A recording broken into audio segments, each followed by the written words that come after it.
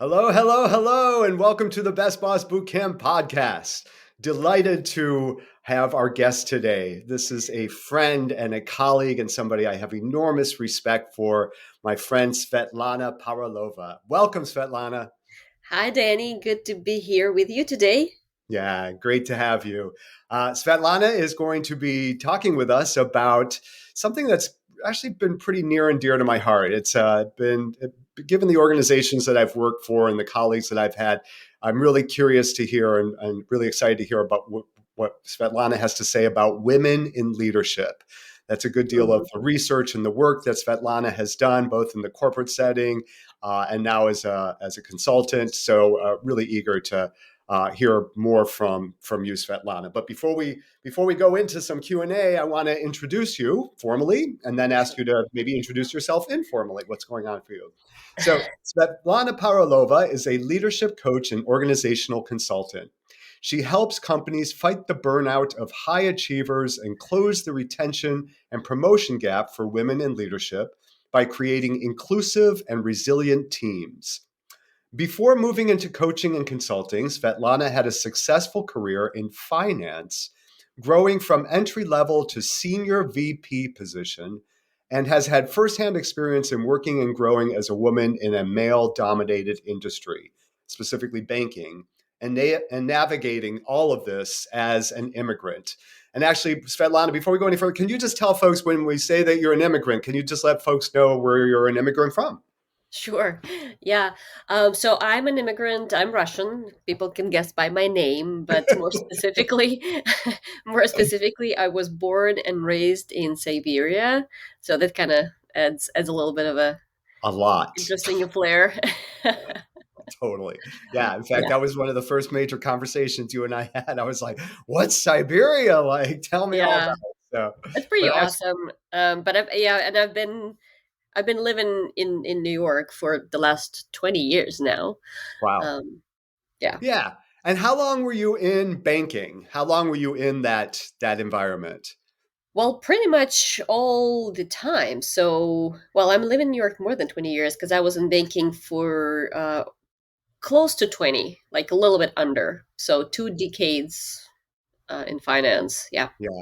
And talk about like a predominantly male dominated industry. I imagine I mean, just from the outset, it seems I mean, that's been the case forever, and maybe it's less and less so, but it still seems like that's a predominant characteristic of that industry. Is that right? Yeah, I would say so. I think it's true.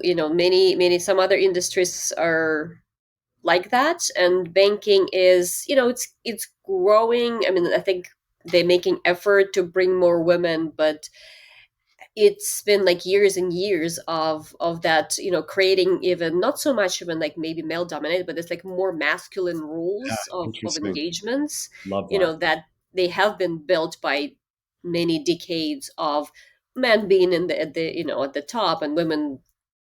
I don't think women like maybe it was the last 50 years, 40 years when women really started come to the top ranks in banking, and before they took much more supporting roles. Yeah. So I think it all, of course, influences the general energy and the kind of the rules of engagement. I think that's a great place to start off because it's yeah, you're right. And so it's one thing how things look on the surface. You might have, different genders, different this, that, and the other in terms of identity that show up. But what's really important is what's going on in the house, right? It's not just what the house looks like from Mhm. the outside, but what's going on inside. So I'm wondering, Svetlana, can you tell our listeners what you've learned, maybe in your research and your work about what's going on for women in leadership right now, especially remembering that the, my podcast listeners are middle managers who are Mhm. always caught in between a rock and a hard place. Yeah. So yeah, so I'm wondering if you can speak to a little bit about what's the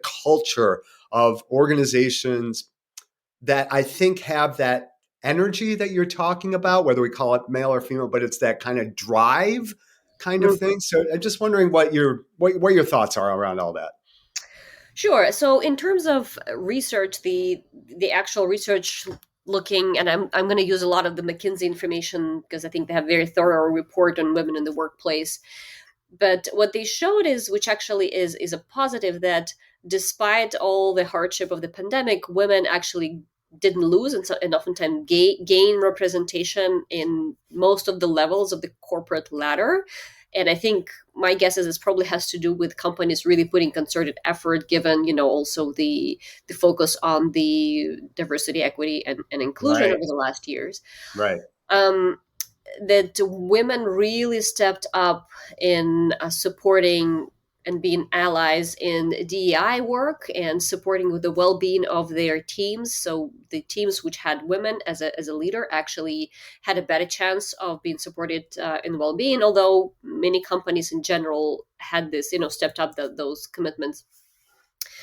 One remains sort of a needs for improvement is that despite, like, for example, that women are supporting DEI and well-being efforts, but these are not necessarily formally recognized in their performance reviews. So they're spending time on their dime essentially, but they still have to do everything else, obviously, as leaders, and making commercial goals and budget goals and all that.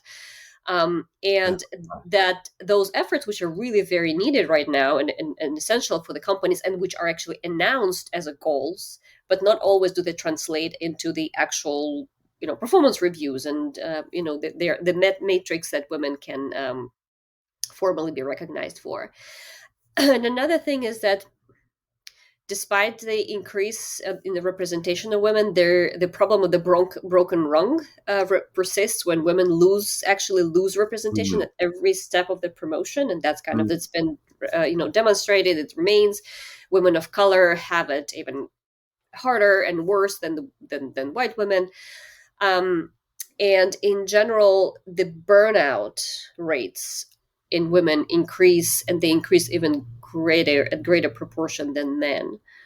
Partially, maybe because of what the things that I mentioned before, and partially because women are still traditionally often remain the main caretaker, and because of the pandemic and women needing to take care of their kids or parents or whatever the case may be, that put a lot of effort, a lot of kind of a stress on them in trying to managing both work and home.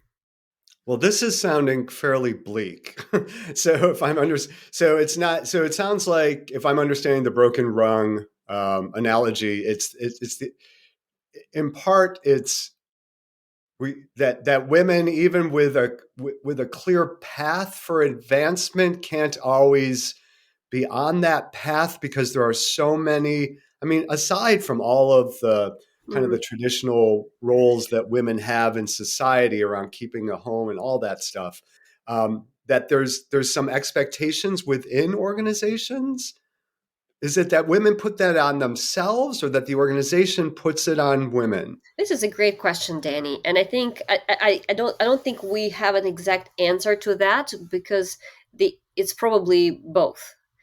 Because I think women do put a lot of stress on themselves, and it's been kind of a demonstrated that both as a perception and as a women internal expectations, they the women are expected to already know the task that they've been promoted to and have Oh, demonstrated in interesting. the past that they have done it. Yeah. While in case of a man, you just need to show the aptitude, right? The ability to grow into the task. So Uh, there's a little bit more credit given to male, perspective mm, for the next role than women. And that I think it's probably coming both, because it's on the one hand, women are conditioned to over deliver and then to just be considered at par, interesting. and the organization also may not have as much trust, and maybe sometimes things like, okay, well, if we promote her, how will her family situation affect her Mhm. focus and her ability to have give full commitment to this role? Right. Those probably still remain, although that part I think particularly is probably now been worked on for a while, but these are more of an deeper inner biases of both Interesting. women as well as the Yeah. organizations. Yeah. And it's, I want to stay in a place of humility around this as a cisgendered gay man that cannot, in some ways I think I have some understanding and empathy for what women experience, but I don't identify as a woman. So I want to be careful with how I ask, but it does seem like there's, I guess how do we? So I'm thinking about two things. One is I've been very fortunate in, I worked for a women-dominated organization, Planned Parenthood, for many years, and near and dear to my heart. And so I've been very lucky, I think, to work with strong women who are supporting each other, because there's just a lot of Hmm. women in Planned Parenthood, and I actually love that. So I'm thinking about that, but I'm guessing many of my listeners are not that lucky. So how does one navigate and root out the bias that is so deep that you're talking about? Yeah. So it's a really, I think it's an effort that got to be done on multiple levels, Okay. and so and that's partially how I work with clients and Mm, organizations. Is it's a two-prong approach. So on the one hand, yeah, organizations do a lot of training, and that's been going on for years now, right? And then about the unconscious bias, mm, and and okay. and, and a lot of this material have been covered. So which is important. I think it needs to continue to stay this way, because you need to continue reiterating and Of reinforcing. course. But as you mentioned, is it's also the depends on your day-to-day experiences, and the Yeah. day-to-day experiences of women, and not only women, but like many other kind of minorities in a way, or marginalized communities. Yeah. They are still much harder than Yes. than Yeah. men. And all the things like microaggressions. And I think it's also, and from that point of view, it's continue educating and coaching, on the one hand, leaders who manage those women to recognize that and truly care about that, because I think that's encouraging to see that many more leaders care about it now than before, because those things often start with compliance told me to do this, right? That's kind of, we Yeah. start with that approach, kind of a little bit like fear, reputation, and things like that. We have to Right. do this. Right. And Yep. many more people, I think, are fully buying into this, many more leaders and male leaders as well that I speak to. And at the same time, it's still not not unanimous. It's still there are still other views, and Yeah. people not even may not recognize that. And the other part is also to help those women take this power and Yes. kind of in Yes. themselves, and Yes. Yes. take the ownership of your Yes. experiences. And I remember my experiences, and when I'm looking back now, that I educate myself, and I can say, oh, this actually was an experience of microaggression. But back in the day, I would put everything on myself. Like, I would blame Yeah. everything for myself. I was not good enough, I was not smart enough, not quick enough. I know. Like, Yeah. all that. Women, I think, are very making it hard for themselves, and they putting a lot of things, a burden on themselves, which they don't have to. And Mm, so they're at both sides, like approaching fair it from enough. both sides, I think, is really important. Yeah, fair enough. So, yeah, yeah, and that's the nature of our work as external consultants is to work with the system, the whole system. I'm assuming a lot of my listeners are middle managers, are they're part of the system, but they don't necessarily have the agency to affect the entire system because they're not at the top leadership. Right. What can we tell our women middle managers who are listening to this podcast that they can do now to not lose their authenticity, to be strong, all those things, and to be effective in this maze that they have to go through? That Yeah. I don't want to. I don't want to make it sound so despondent, but it does sound like there's, along with the implicit bias, there are implicit rules that Yeah. women and folks that are on the, like you said, marginalized Yeah. folks need to operate with. So, what Yeah. advice can we give them? Yeah, I mean, look, it's obviously much better to be a woman in a corporate now than it was, like, 40 years ago. So Sure, there is sure, a there is a yeah, positive yes, trajectory for sure. And I think what I would say to women right now who are middle managers, who want to grow to the next level, or who yes, are maybe hesitating, is to first of all really connect with like what you said, authenticity, connect with their own integrity and who they are, and because that's got to be your starting point. And you can be successful by being yourself, and honestly, I think that this is really the only way you can be truly successful, because everything else will just lead to the burnout. Because if you're just managing your expectations, trying to fit an external yeah. sort of you know expectations of how you should look, or Mhm, how this mhm, role what this role mhm. requires, it can only have a temporary effect. So first of Hmm. all is trust yourself and trust that who you are is exactly what is needed into this position. Love that. And also what I started to say before is that be really mindful of when you create this bias for yourself and you Right. make it really hard on yourself. So good. Don't give in into this superwoman syndrome saying that I need to know answer for any question that's been Mhm. asked of me because just because it was asked, and if I don't have the answer, then that's my fault, because it's not the case, right? We all know that we'll not have the answers to everything. Sometimes we'll have to come back to people with questions, and sometimes we'll fall short of our own expectations or even somebody else's expectation. That's part of the growth and Hmm. part of the experience. So really, yeah, don't put this excessive burden on yourself.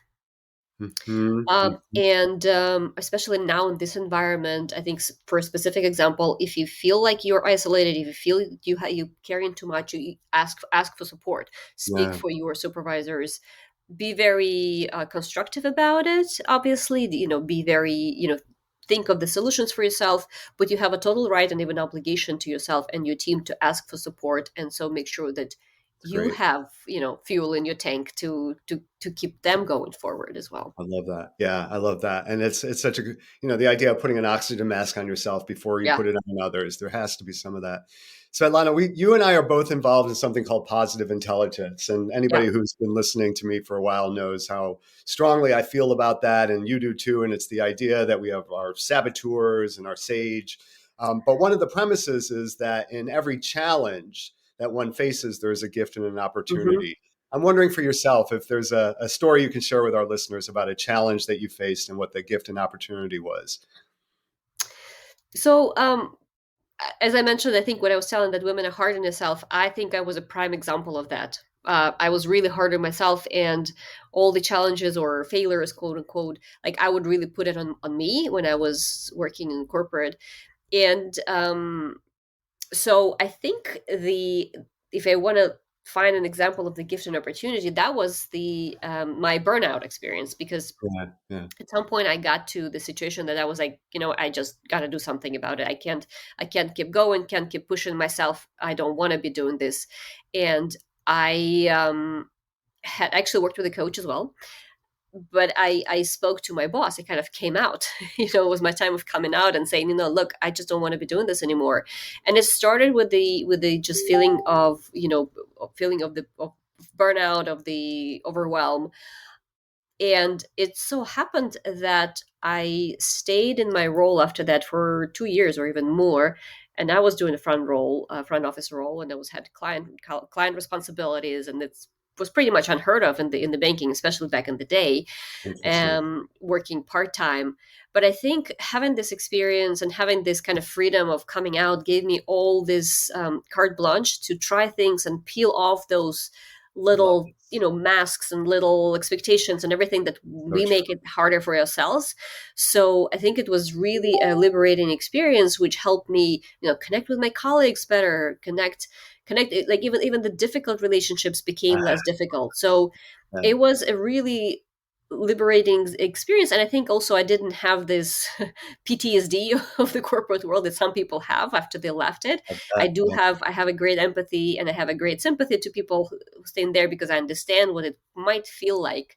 But I Hmm. also understand now that actually, in my case, I speak for myself, it's not the corporate who was evil. I was creating it as well. I was Wow. contributing equally to creating this unbearable burden for myself, and I didn't need to do that part. Like that part isn't totally in my control.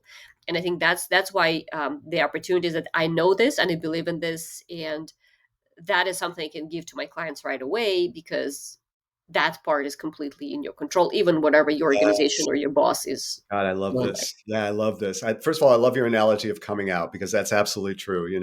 We talk about coming out as gay people all the time, and it's just the release of the burden and what that opens up when you do that, when you admit. And then the second part that I love is that it's not an either or. It's not both the system that's stopping you, nor is it just yourself. It's some of each. I mean, we have a piece in that. We all have a piece in what we experience. That's what I'm hearing you say. And Yeah, so to yeah, work and I with think more taking, yeah, responsibility.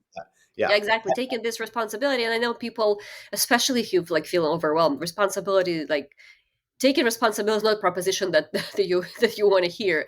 But if you think of it as taking your power back, I love then that. Yes. Yes. it's a Brilliant. different kind of approach. Brilliant. Well, thank you so much, Svetlana.